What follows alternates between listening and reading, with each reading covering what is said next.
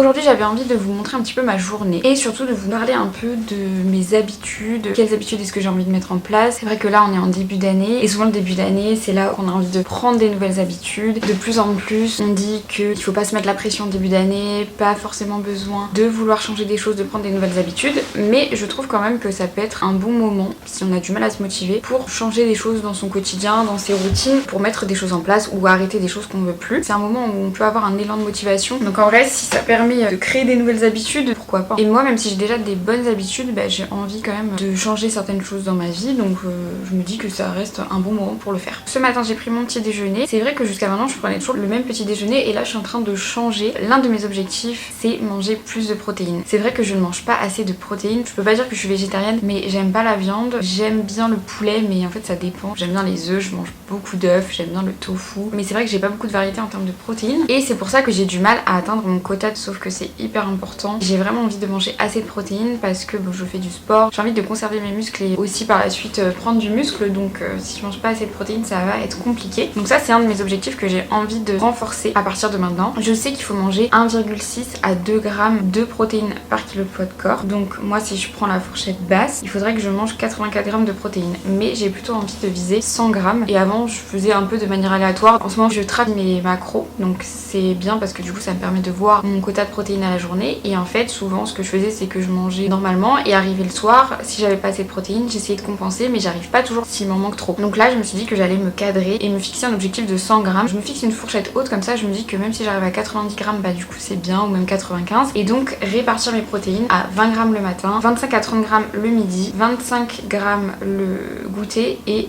25 à 30 grammes le soir. Je vais essayer de faire comme ça et je vais voir si ça me convient. Donc là ce matin je me suis fait une gaufre que j'ai coupée en deux parce que hier j'ai mangé une gaufre, je l'ai mangée entière et en fait je me suis rendu compte que ça me pesait trop dans le bide, c'était trop. J'ai décidé d'adapter et de manger que une demi-gaufre, mais du coup j'étais pas à 20 grammes de protéines, donc c'est pour ça que j'ai rajouté un fromage blanc protéiné. Mais ça je le fais à partir d'aujourd'hui, donc le coup c'est pas une habitude que j'ai encore. Là je suis arrivée à 19 grammes de protéines, presque 20. Même si j'ai un plat qui a par exemple 10-15 grammes de protéines, après je peux réadapter avec le dessert, donc ça c'est pratique. Autre habitude que je suis en train de mettre en place ces dernières semaines, c'est d'être moins sur les réseaux sociaux. Je me rends compte que c'est vraiment devenu un réflexe et que dès que j'ai une pause ou un trou, je prends mon téléphone et je passe 20-30 minutes. Le temps il défile quand on est sur les réseaux sociaux. Par exemple si je suis sur l'ordi et que je dois travailler et que j'ouvre une page et qu'elle met du temps à s'ouvrir, mon premier réflexe ça va être off de prendre mon téléphone, d'aller sur Instagram, le temps que ma page elle s'ouvre, et en fait je n'ai plus aucune patience et je passe mon temps à prendre tout le temps mon téléphone et à me couper dans mon travail. C'est un stade où j'étais vraiment trop accro. Pour l'instant ça fait que quelques semaines, donc c'est assez récent et il faut quand même du temps pour que l'habitude se mette en place. Un jour je me suis dit ouais j'ai envie d'être moins sur mes réseaux sociaux, je vois que ça me met de mauvaise humeur dès le matin, que je suis pas productive. Le matin je me rends compte que j'ai vraiment du mal à démarrer et en fait j'essaye de regarder, pas forcément tous les jours mais de temps en temps, le temps que j'ai passé sur Instagram, et aujourd'hui je n'ai pas encore ouvert, je suis à 0 minutes. Hier j'étais à 20 minutes et avant-hier 29 minutes.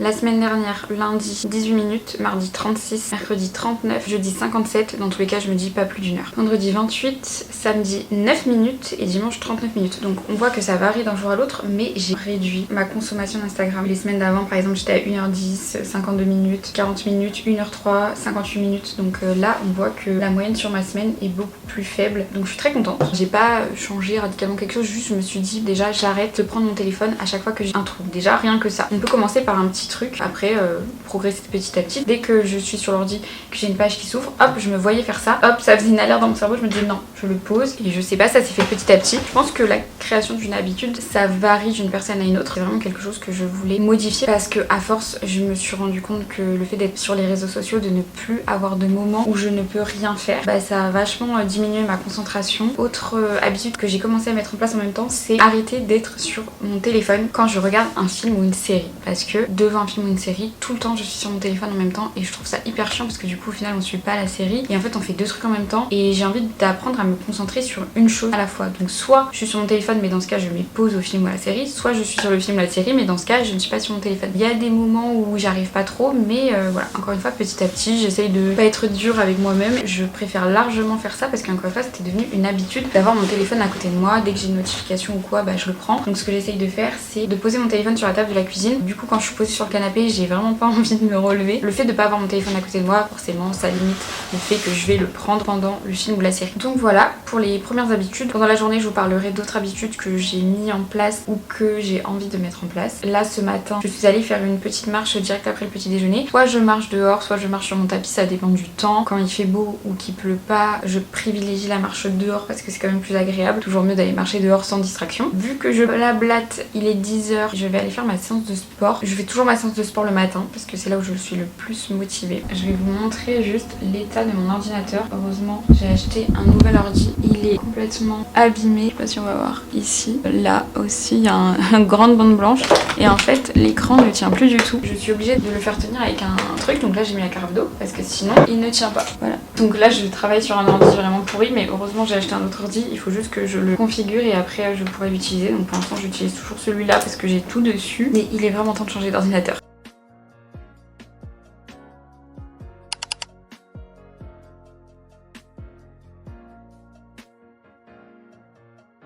Aujourd'hui, c'est séance abdos avec un petit peu de cardio. En ce moment, je suis un programme de l'application de Sissi comme d'hab, donc l'application TSE. En ce moment, c'est le programme Best of. C'est un programme qui reprend des séances de plusieurs programmes qui sont sortis sur l'application. Donc vraiment cool. Je fais toujours sport en short. Été comme hiver, je suis en short. J'aime pas les leggings parce que je trouve que je suis moins à l'aise dans les mouvements avec des leggings.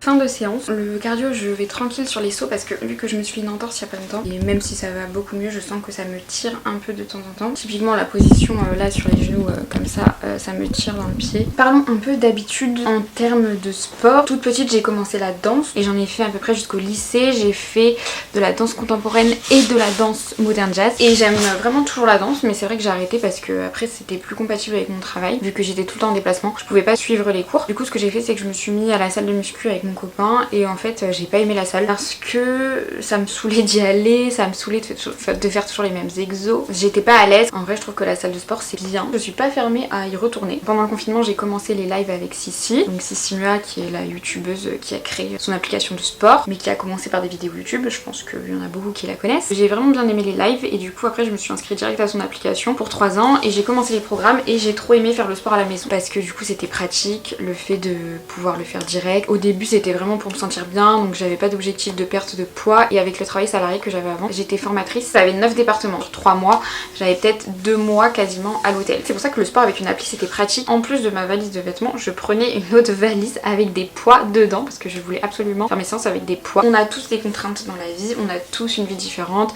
Il y en a qui ont des enfants, d'autres qui n'ont pas d'enfants, d'autres qui ont des problèmes de santé, d'autres non. Enfin voilà, il y a plein de facteurs qui jouent, mais si on veut vraiment changer quelque chose dans sa vie, je pense qu'on le peut. Il faut faire en fonction de sa vie, de son rythme, peut-être commencer par des petits changements, puis faire progressivement. On peut adapter à ses contraintes. Tout le monde n'a pas la même vie, mais si on en a marre de sa vie ou si on en a marre par exemple de tout le temps scroller sur les réseaux ou de pas faire de sport ou on en a marre d'avoir 10 kilos en trop, on peut trouver des solutions à son échelle, à son rythme pour changer et créer des nouvelles habitudes. Le fait d'arrêter mon travail salarié, je suis devenue vachement sédentaire parce que je travaillais beaucoup sur l'ordi et je faisais ma séance de sport mais je ne marchais pas le reste de la journée. Donc moi je pensais que j'étais sportive mais non, c'est pas parce qu'on fait une séance de sport de 30-40 minutes dans sa journée et si après on reste toute la journée assis clairement, on est sédentaire. Et donc je ne pouvais pas perdre du poids, je savais pas comment ça fonctionnait la perte de poids et c'est qu'il y a 7 mois où je me suis dit là j'ai envie de perdre un peu de gras donc je vais changer mes habitudes. Mais l'habitude du sport, pour revenir au sport, donc depuis 2020 que j'ai l'application de Sissi, je n'ai jamais arrêté. C'est-à-dire que avant le sport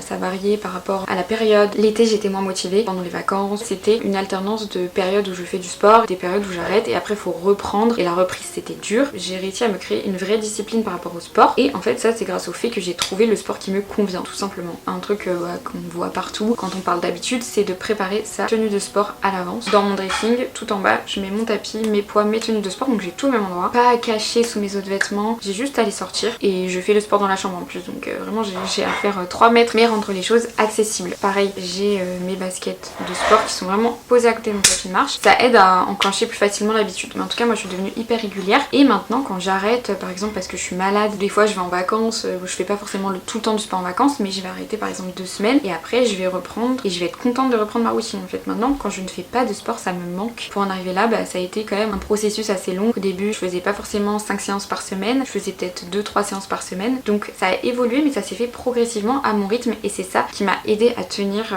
sur la durée. Aujourd'hui c'est vraiment ancré dans ma journée et je sais que si je fais pas de sport ça me manque et je me sens moins bien. Autre truc que j'ai ajouté fin 2025 c'est la marche, puisque comme je vous l'ai dit à la base j'étais sédentaire. Fin 2025 j'ai acheté un tapis de marche mais ça a tout changé, vraiment tout changé, parce que c'est encore une fois le côté pratique. Quand il fait pas beau, quand j'ai pas envie de m'habiller pour sortir, quand j'ai envie de me faire 10 minutes de marche vite fait juste avant de manger le soir et qu'il fait nuit dehors et que j'ai pas envie de sortir, et au moins je fais 10 minutes de tapis. 10 minutes par-ci par-là et ça va toujours me permettre de marcher, de bouger, d'augmenter mon nombre de pas. Le plus important pour moi c'est de bouger dans ma journée et de pas être toute la journée assise. Et quand on travaille sur l'ordi ça peut être compliqué. Alors après je sais qu'il y en a qui ont un tapis de marche et qui travaillent en même temps, donc qui ont un bureau qui peut s'adapter. J'aime pas travailler en même temps que je marche sur le tapis, donc je préfère faire séparément et sur le tapis soit j'écoute de la musique, soit je regarde une vidéo. Mais après ça c'est encore une fois en fonction des préférences, même si du coup ça peut être hyper intéressant pour ceux qui travaillent à la maison de travailler et en même temps de faire sa marche, ça fait gagner du temps. Et ce qui a beaucoup changé aussi c'est l'environnement, on va pas se le cacher. Quand j'ai quitté mon travail salarié j'ai habité en Normandie peut-être 2 ans et en fait je vais pas mentir, il pleuvait tout le temps, il y avait beaucoup de vent. Là où on habitait, les balades autour c'était pas très intéressant et c'est pour ça aussi que je sortais pas. L'environnement c'est hyper important et ça joue sur la motivation à marcher ou pas. Là on a toujours notre appartement en Normandie, on est en train de faire des travaux pour le vendre et quand on y va,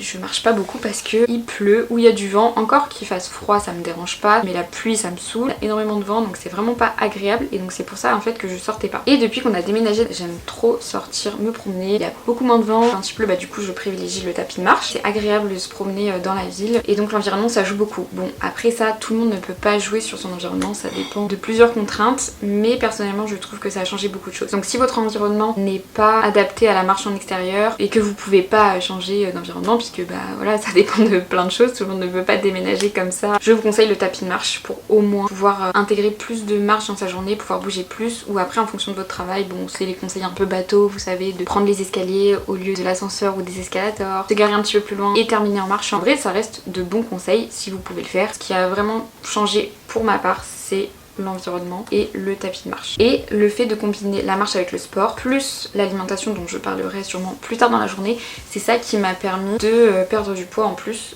parce que juste avec la séance de sport je ne perdais pas de poids puisque je n'étais pas en déficit calorique vu que toute la journée je ne marchais pas. Donc voilà pour mon habitude et mes routines par rapport au sport. Autre habitude que j'ai depuis très longtemps, c'est la skincare. En même temps, en ayant travaillé en plus dans les cosmétiques, c'est vrai que c'est le truc que je ne peux pas zapper matin et soir. Et on va dire que plus généralement, c'est prendre soin de soi. Après, ça peut être différent en fonction de chacun. Par exemple, moi je suis pas une fille qui aime se maquiller, mais pour certaines, se maquiller ça peut être une façon de prendre soin de soi. Donc prendre le temps pour soi, parce que des fois, je pense qu'en fonction de sa vie, de son quotidien, on prend pas toujours le temps de prendre soin de soi. Et je pense que c'est important pour passer une bonne journée. En vrai, ça joue. Si j'ai pas fait ma routine skincare, je me sens moins bien. Je vous montre mon tapis de marche. Comme je vous ai dit, moi je mets mes baskets à côté. Je crois que je l'ai payé 200 €, peut-être un peu plus sur Amazon. En vrai, ça peut coûter moins de 200 €. Donc je trouve que c'est un bon investissement et ça peut vraiment dépanner, comme je vous l'ai dit, pour marcher plus. Donc vraiment, je vous conseille, si vous bougez pas assez dans votre journée ou que vous avez envie de compléter, que ce soit en perte de poids ou pas. Moi je suis en perte de poids, mais même hors perte de poids, j'utiliserai le tapis de marche parce que ça permet d'être actif. Ce qui est important, c'est de bouger dans sa journée. Pas forcément longtemps, mais régulièrement. Et ce qui est bien, c'est que je peux le replier et il y a des petites roulettes, donc le faire rouler, le ranger. Là nous comme on a une chambre en plus qui ne nous sert pas, c'est plus une chambre de rangement, donc je le laisse toujours comme ça. Mais après vous pouvez très bien le ranger sous un lit ou contre un mur pour que ça prenne pas trop de place. On a parlé de sport, on a parlé de réseaux sociaux, donc maintenant je vais vous parler alimentation. Donc ce midi, bon, j'avais plus de batterie, donc je vous mets les images que j'ai prises avec mon téléphone. J'ai mangé 2 tranches de pain de mie avec 2 œufs, avec un peu de sel, des épices, du céleri remoulade, un café en dessert avec un yaourt protéiné. C'est vrai que le midi, on a souvent plus la flemme de faire à manger que le soir. On prend plus le temps de faire à manger le soir, vu que le soir après on se pose, donc on a plus le temps, alors que le midi on est plus dans la journée, donc c'est vrai que c'est pour ça ça que j'achète souvent des boîtes de céleri ou de carottes râpées parce que ça dépanne, c'est pratique. Ce matin je vous disais que justement j'essayais de faire différemment vis-à-vis de mes protéines. J'ai mangé 34 grammes de protéines entre mon repas et mon dessert, donc c'est bien. Après c'est aussi niveau calories que je dois adapter vu que moi je fais un déficit calorique. Mais au-delà de la perte de poids, une autre habitude qu'on peut avoir envie de mettre en place, c'est l'alimentation. Donc moi par rapport à l'alimentation, j'ai toujours aimé manger plutôt sainement, bon à part quand j'étais ado, mais ça c'est vraiment une parenthèse, je pense que qui est typique un peu à tous les ados. Ensuite quand j'ai commencé la salle de muscu, j'ai mangé très restrictif, donc je mangeais des omelettes le matin mais j'aimais pas ça, je mangeais des flocons d'avoine fades, sans saveur, sans rien. C'était un rapport à l'alimentation qui était assez malsain, et ces dernières années j'ai un rapport à l'alimentation qui est assez sain.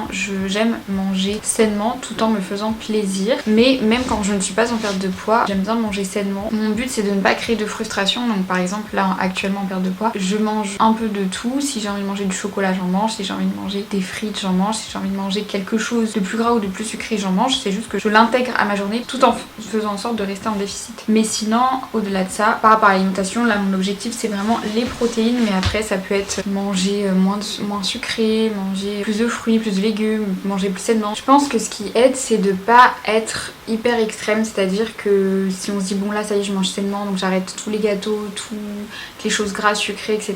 Bah en fait ça va juste créer de la frustration et après on va pas tenir sur la durée. Ce qui a bien marché c'est vraiment de dire que je mange sainement la plupart du temps, mais que si j'ai envie de manger un truc un peu plus gras ou plus sucré dans ma journée, bah je le fais. Tant qu'on a une base saine, après si on a envie de manger un Kinder Bueno, ce qui est important c'est vraiment ce qu'on mange le reste de la journée, donc quelques gâteaux ou quelques bonbons ou un hamburger, ça va pas changer grand chose, ça va pas faire prendre du poids. Ce qui est important c'est de trouver vraiment un équilibre, mais ne pas tomber dans les extrêmes, vouloir supprimer tous les plaisirs parce que c'est comme ça que au final on ne tient pas. Après encore une fois on peut faire petit à petit, donc si on a envie de manger plus de légumes, bah on va se dire par exemple à chaque repas ou tous les midis il faut que j'ai une source de légumes dans mon plat. Voilà, on commence par un seul truc et on n'est pas obligé de changer radicalement d'alimentation du jour au lendemain parce que ça peut être plus difficile. Y aller petit à petit, une chose à la fois. Et je pense aussi que quand on essaye d'intégrer une nouvelle habitude, il faut aussi ne pas se mettre la pression parce que ça peut aussi faire qu'on arrête. Et par exemple s'il y a un jour où on suit pas l'habitude qu'on s'est donnée, plutôt que de se dire bah voilà je suis qu'une grosse merde, j'arrive pas à suivre mon habitude, se dire c'est pas grave, je reprends demain. Ce qui est important c'est vraiment la constance, la régularité, et si pendant 30 jours au final il y a 4-5 jours où vous n'avez pas fait votre habitude, et bah c'est pas grave. Mais si au bout de 4 jours, le reste du mois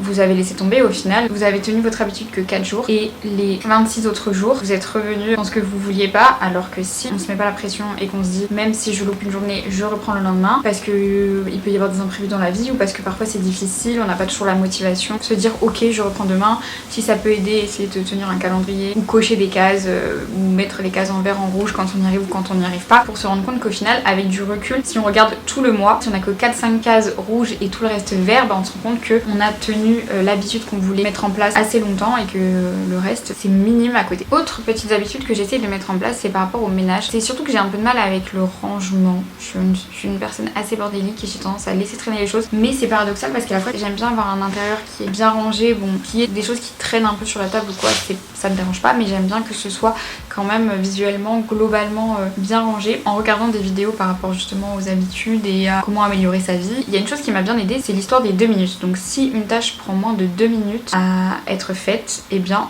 faut la faire tout de suite. Et du coup le fait de me dire ça, par exemple si je vois de la vaisselle traîner, avant j'avais pas forcément à faire, là je me dis bon ça prend 2 minutes, allez hop je le fais direct. Donc par exemple ça peut être voilà, faire la vaisselle, envoyer un mail. Je sais que des fois quand j'ai un mail et que ça me saoule, j'ai pas envie d'y répondre, j'y réponds pas toujours tout de suite, mais au final après ça me trotte dans la tête, donc j'essaye maintenant quand j'ai une tâche qui peut être faite en moins de 2 minutes, la faire tout de suite. Le fait de faire des micro tâches comme ça peut aider à se créer des habitudes. J'ai fini de travailler par exemple et que je vais passer à une autre activité, entre ces deux activités hop je vais faire la vaisselle ou répondre à un mail. Et après il y a aussi la règle des 2 minutes par rapport aux habitudes. On commence une nouvelle habitude et on se dit qu'on va la faire pendant 2 minutes. Par exemple si on veut lire plus de livres, on se dit je lis pendant 2 minutes. Et le fait de faire ça, en fait on va commencer à lire et la plupart du temps on va lire beaucoup plus longtemps que 2 minutes. Et au final même si on lit que 2 minutes, c'est toujours 2 minutes chaque jour et donc ça va installer la régularité. On se dit que 2 minutes c'est rapide, c'est rien, donc ça paraît moins contraignant et ça paraît plus facile à commencer et du coup au final on commence et après la plupart du temps bah on fait beaucoup plus longtemps que 2 minutes, donc c'est bénéfique. Parce que le plus difficile c'est toujours de commencer, c'est comme moi par rapport au sport, des fois je traîne le matin, je mets du temps à m'y mettre, donc je vais faire des tâches un peu inutiles avant parce que je sais que je dois faire mon sport mais que j'ai pas envie de m'y mettre tout de suite. Une fois que je commence ma séance, je suis contente, tout va bien, mais c'est vraiment avant le fait de me dire qu'il faut commencer qui est difficile plus que de faire la chose qu'on doit faire. En fait la nouvelle habitude elle doit pouvoir être commencée en 2 minutes. Ça m'a vachement aidé cette règle là. Et par rapport à mon téléphone, le soir le téléphone ne rentre pas dans la chambre, donc je ne le charge jamais dans la chambre. Comme ça je ne suis pas tentée en étant dans mon lit d'aller sur les réseaux sociaux ou de regarder des trucs ou de répondre à des messages. Alors après si c'est votre réveil, bah le mieux c'est d'investir dans un réveil. Ça c'est une habitude que j'ai fait depuis un certain temps. Avant je le chargeais dans ma chambre et j'étais tout le temps tentée de le regarder juste 2 minutes avant de dormir. Au final c'est pas bon parce que ça retarde l'endormissement et en plus au final on peut passer 10 minutes sur les réseaux sociaux voire plus sans s'en rendre compte au lieu d'aller dormir. Donc ça aussi ça peut être une habitude assez simple à mettre en place.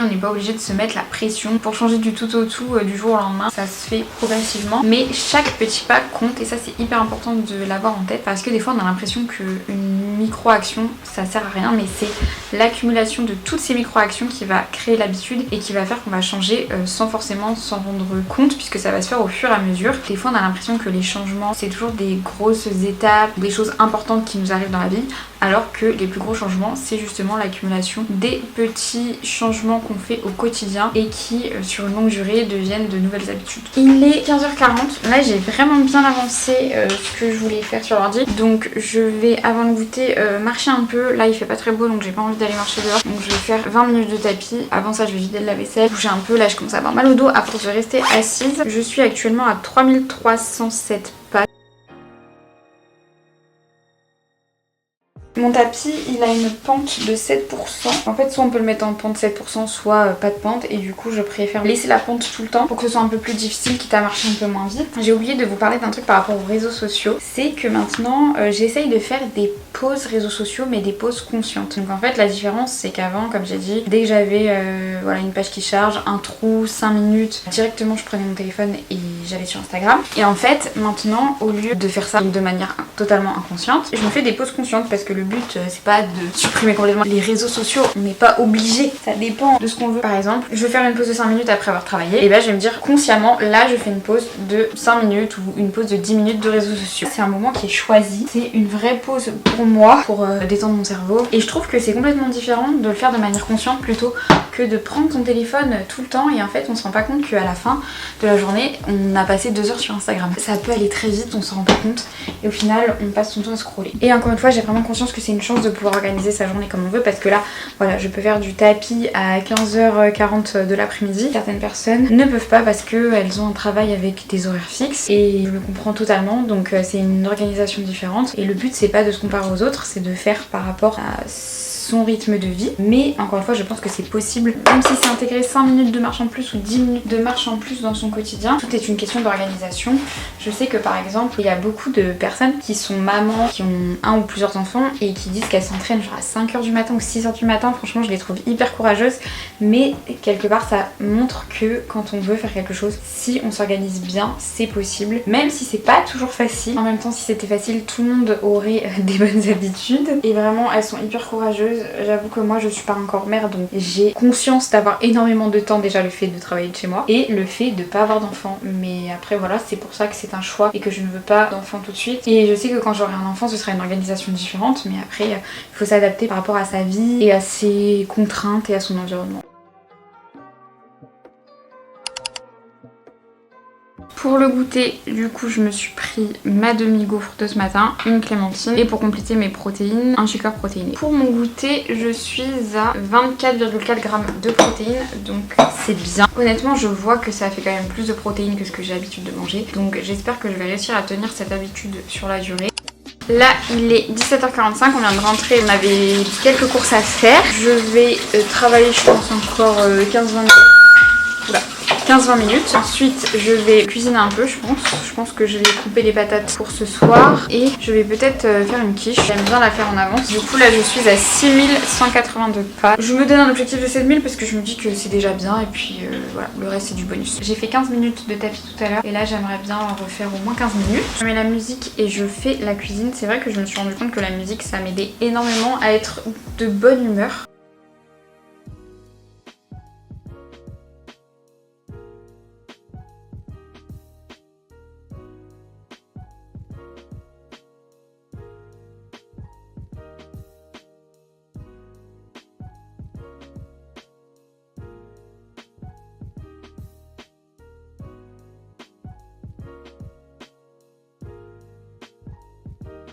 Il est 18h30, j'ai mis ma quiche à cuire pour 30 minutes et j'ai mes patates qui cuisent tranquillement. Donc là je vais faire un petit peu de tapis et ensuite je vais direct à la douche. Ça y est, je viens de finir mon tapis, donc j'ai fait 15 minutes et donc là je suis à 7822 pas, donc c'est cool.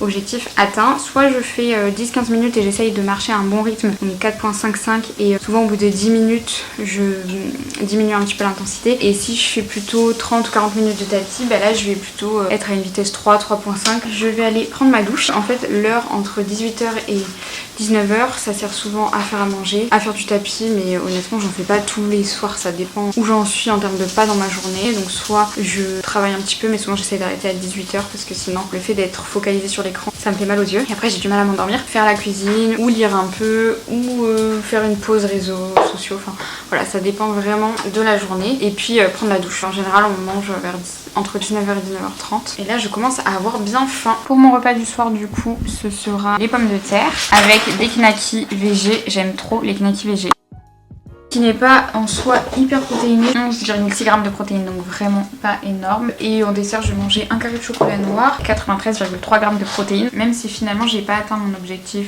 vu que je voulais manger 100 g de protéines. C'est pas grave puisque en voulant atteindre mon objectif j'ai quand même mangé plus de protéines que ce que je mange d'habitude, donc au final ça reste quand même une réussite. Ça va m'aider petit à petit à en manger plus.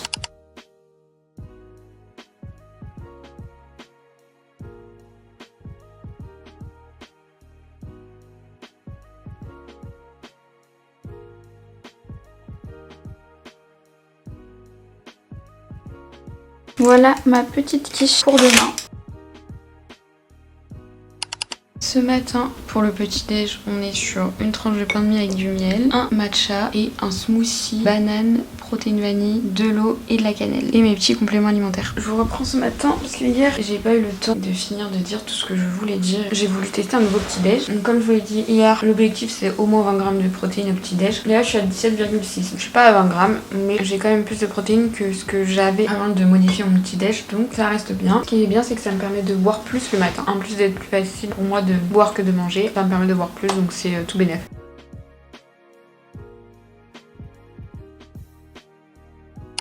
Là il est midi, j'ai fait 30 minutes de marche, j'ai fait ma séance de sport. J'ai pas trop bossé sur l'ordi parce que j'ai lu ce matin. Ce qui est important c'est de trouver ce qui compte le plus et de le mettre en place. Par exemple hier j'ai moins lu qu'aujourd'hui, donc la lecture c'est quelque chose que j'ai envie de faire plus régulièrement, mais si j'en fais pas tous les jours c'est pas grave. Donc il faut vraiment adapter à ce que vous voulez. Quand vous voulez vous créer des nouvelles habitudes, vous n'avez pas besoin d'en faire 10 d'un coup. Concentrez-vous sur ce qui est le plus important pour vous et il faut pas non plus vouloir changer d'habitude parce que tout le monde le fait, mais il faut le faire pour soi parce que ça permet d'être mieux. Je sais que moi être trop sur mon téléphone, être trop sur les réseaux sociaux par exemple, c'est quelque chose qui me mettait dans de mauvaise humeur, j'étais plus irritable, je répondais plus mal aux gens et donc c'est pour ça que j'ai eu envie de changer. Donc comprendre pourquoi est-ce qu'on a envie de mettre en place une habitude ou d'en arrêter une et pas juste se dire bon voilà je vais le faire parce que tout le monde le fait, ou se dire vu que tout le monde dit que c'est pas bien il faut que j'arrête. Il faut vraiment se demander pourquoi est-ce qu'on fait ça. Moi le sport je le fais par exemple parce que ça m'apporte énormément de bien-être, ça me permet d'améliorer mon physique, mon mental. La marche pareil, trouvez vraiment pourquoi est-ce que vous voulez changer telle chose dans votre vie et faire à votre rythme puisque ça va dépendre des gens, il y en a qui vont y arriver plus facilement que d'autres, mais ne pas mettre la pression. Ce qui peut être difficile c'est de tenir sur la durée parce que par exemple pour le sport il y a plein de gens qui commencent et qui au final abandonnent. Mais je pense que si par exemple on a des périodes un petit peu plus compliquées, qu'on a commencé le sport, qu'on était à fond, au final on a un événement ou autre chose qui fait qu'on arrête, et bah essayer de garder une certaine régularité quand même. Chaque petit pas, chaque petit geste est important et c'est vraiment le cumul de tout ça qui fait qu'on se crée une habitude. Pour terminer sur les choses que j'ai mis en place pour me sentir mieux, la lecture, en fait c'est depuis que j'ai une Kindle, vraiment ça a tout changé parce qu'avant j'avais des livres et j'arrive beaucoup plus facilement à lire sur la Kindle qu'avec les livres. Autre chose que je fais, ça je sais pas si on peut le considérer comme une habitude, c'est pas quelque chose que je fais tout le temps, mais j'essaye de le faire régulièrement et après il y a des périodes où je le fais pas et après je reprends, c'est avoir un journal où j'écris des choses. J'écris tout simplement mes pensées ou ce qui s'est passé dans ma journée ou une situation que j'ai eue avec une personne que j'ai besoin d'écrire parce que ça me fait du bien, d'extérioriser ma colère, ma tristesse, écrire mes gratitudes de la journée, donc qu'est-ce que j'ai aimé dans ma journée. Vraiment c'est un carnet où j'écris tout ce qui me passe par la tête, toutes mes pensées. Des fois quand je lis un livre, j'écris des notes du livre dans mon carnet. Je sais même pas si je vais les relire honnêtement, hein, mais ça me fait du bien d'écrire. Ça je le fais depuis 2023, depuis que j'ai fait un burn-out suite à mon dernier travail et ça m'a énormément aidée. Je suis aussi une personne très anxieuse, donc ça m'aide énormément d'écrire. Mais ça encore une fois c'est pas parce qu'on le voit dans toutes les vidéos que c'est obligatoire. Faut le faire vraiment si on en a envie et si ça nous fait du bien. Moi je me mets pas la pression. Des fois il y a 2 mois où je vais rien écrire et puis là ça fait peut-être 2-3 mois que j'ai vraiment repris. Mais retenez de faire des choses qui vous font du bien. Ça ne coûte rien d'essayer, mais si vous voyez que ça vous apporte rien de spécial après avoir essayé plusieurs fois, ça sert à rien de forcer. C'est comme par exemple pour la méditation, on voit dans plein de vidéos faut faire de la méditation etc. Faites si ça vous apporte du bien-être. Moi à la méditation j'avais envie d'en faire, donc il y a eu des périodes où j'ai essayé, après j'ai arrêté pendant des longues périodes. Là ces derniers temps j'essaye de reprendre un petit peu, en gros rester assise ou allongée pendant 10 minutes et essayer de me concentrer sur ma respiration par exemple. C'est plus pour essayer d'améliorer ma concentration et apprendre à être seule avec moi-même sans distraction, mais c'est pas quelque chose que je fais tous les jours. En fait je pense que c'est important aussi de catégoriser